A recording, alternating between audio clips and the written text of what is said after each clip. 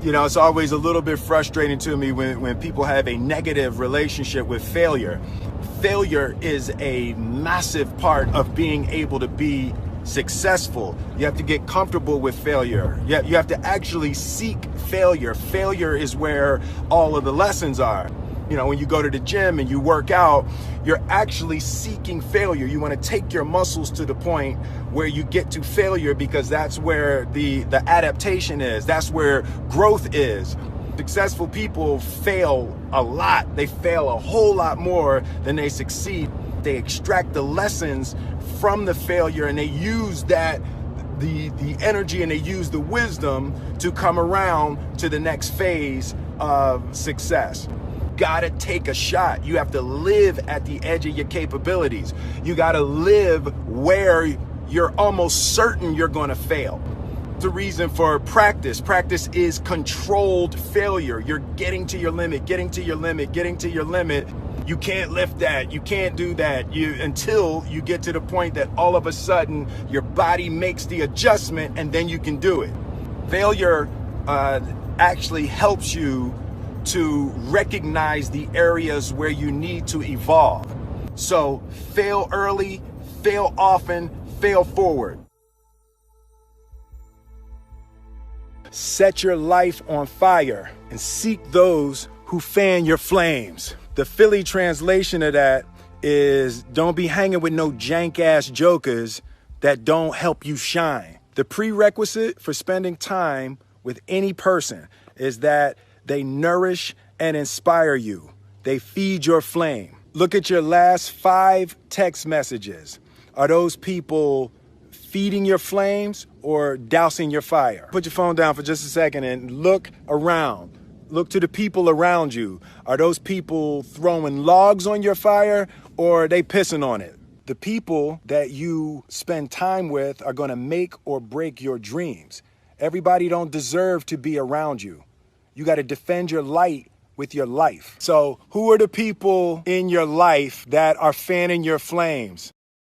I was just having a debate with a friend of mine, and we got stuck on the difference between fault and responsibility. She kept talking about how something was somebody's fault. It's somebody's fault. And I was like, it don't matter whose fault it is that something is broken if it's your responsibility to fix it. For example, it's not somebody's fault if their father was an abusive alcoholic, but it's for damn sure their responsibility to figure out how they're going to deal with those traumas and try to make a life out of it. It's not your fault if your partner cheated and ruined your marriage, but it is for damn sure your responsibility to figure out how to take that pain and how to overcome that and build a happy life for yourself. Fault and responsibility do not go together. It sucks, but they don't. When something is somebody's fault, we want them to suffer. We want them punished. We want them to pay. And we want it to be their responsibility to fix it. But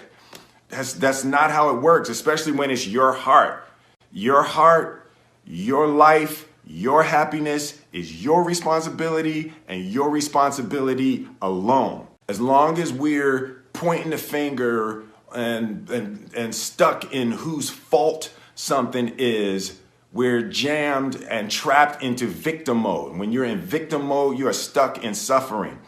The road to power is in taking responsibility. Accepting responsibility is not an admission of guilt. You're not admitting that you're at fault. Taking responsibility is a recognition of the power that you seize when you stop blaming people. It's not like you're letting somebody who wronged you off the hook. Like, taking responsibility is an act of emotional self-defense. Taking responsibility is taking your power back. Your heart, your life, your happiness is your responsibility and your responsibility alone. We didn't grow up with the sense that where we were was where we were going to be. You know, we grew up with the sense that where we were almost didn't matter because we were becoming right. Something greater. Being realistic is the most commonly traveled road to mediocrity. Why would you be realistic? What's the point of being realistic? Confucius said, he who says he can and he who says he can't are both usually right. Our thoughts, our feelings, our dreams, our ideas are physical in the universe. That if we dream something, if we picture something, if we commit ourselves to it, that is a physical thrust towards realization that we can put into the universe. That the universe is not a thing that's going to push us around. That the world and people and situations are not something that are going to push us around. That we are going to bend the universe and command and demand that the universe become what we want it to be. I study the patterns of the universe. There's a redemptive power that making a choice has, rather than feeling like you're at effect to all the things that are happening. Make a choice. Like, you just decide what it's going to be, who you're going to be, how you're going to do it. Just decide.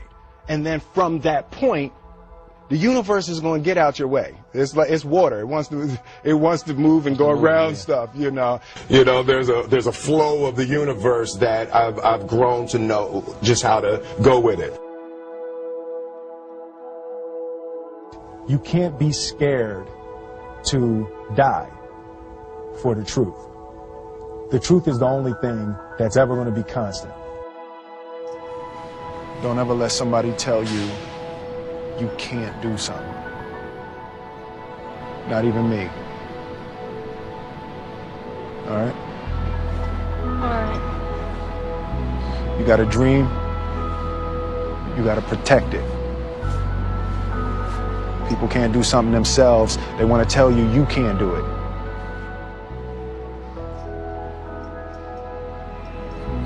You want something, go get it. Period.